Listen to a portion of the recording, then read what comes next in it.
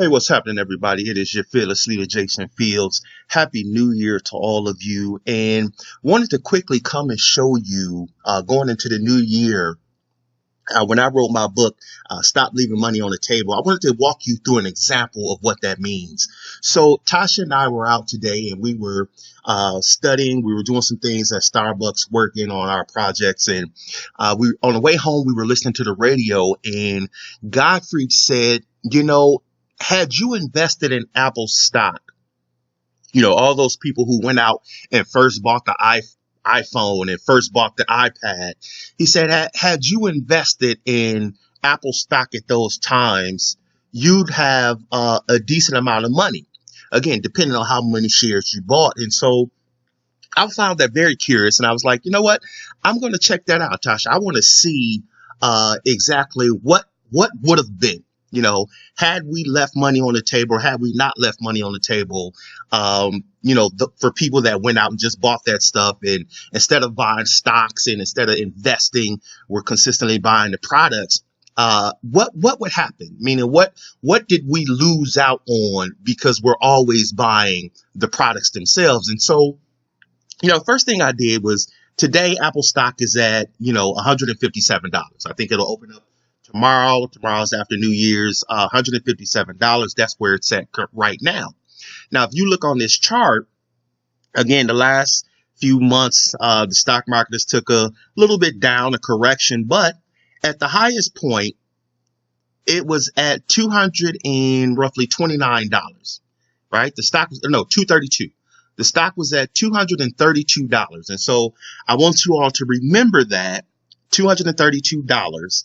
And just to make sure that number is right, let's go to the max. And again, you can see here at one point, 227, but $232 last year. That's where it got up to. $232. It closed on October 3rd of 2018. So first thing I did was, let's say, okay, when did the first iPhone come out? And on June 29th, the first iPhone was released. On June 29th, 2007, you can look here, the first iPhone was released. So started doing some research, found one of these sites, and, I looked at the year 2007, the month June here. And on June 29th, Apple stock closed at $17.43. And so just to keep the math simple, right? Let me see where my calculator is, just because I want to show you guys this. So let's say we're playing with 100 shares, right? So you would take 100 times 1743. That's had you bought it that day. 1743. So let's say you invested $100, maybe you wanted to buy 100 shares. You spent maybe $120 a month for a year. Let's just say you spent that 1743. So you invested 1743 back in 2007 in June to buy 100 shares of Apple stock. Now, given the price of where Apple is at now, right? And we said Apple was at right now 157. So let's just use that number. We're not going to use the 232. But just use 157. So had you kept and sat on that those 100 shares, let's go back to our calculator. We're going to take basically 100 times 157, $15,700 minus we spent 1743 basically. We would have made $13,957. Had we bought 100 shares of the iPhone had we bought 100 shares of Apple when the iPhone first came out. Now let's do the same thing with the iPad. I said, well, when did the iPad come out? And everybody remembers the iPad was such a big rush. And so the iPad came out in April 3rd of 2010. So I went back here, go to the month of April. Then I'm going to go to 2010. I'm going to look for April 3rd. Now, they may have fell on a weekend or so. So let's say April 5th. At that point, Apple stock was at 34.07. So again, taking $100, just going to go back to our calculator because I want you all to see this.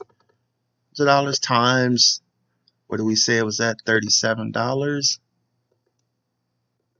Let's say 3,700, right? $3,700 had you invested in April 5th, 3407. I think that was April 5th, 3407.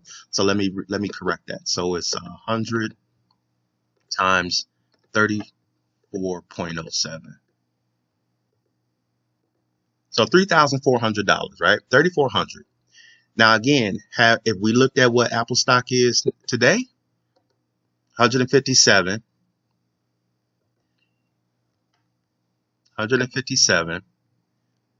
And now again, we're just going to do the same thing we did before. 100 times 157, 15,700 minus, I think we said it was 3407, but just for simple math, we're going to do it that way. You would have made $12,000 just by doing nothing, sitting there and investing and not losing out. The point I want to make is that a lot of times when we go into the new year, many of us, we keep leaving money on the table. And for me, what I found is that when I go through scenarios like this, it often makes me hype and it makes me aware to not simply just consider the stocks and to buy the products themselves. Rather, look at the company. And so for me, had we did that 5 years ago, 10 years ago, I mean, here, and it actually just maxed. If we're going into 2006, 2007, look at that. $15, 2009, $28. We all can afford that.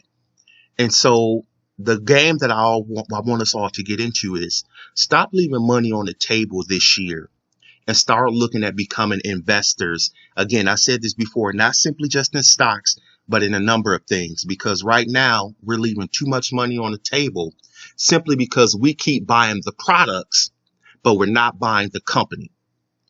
Talk to you later, guys.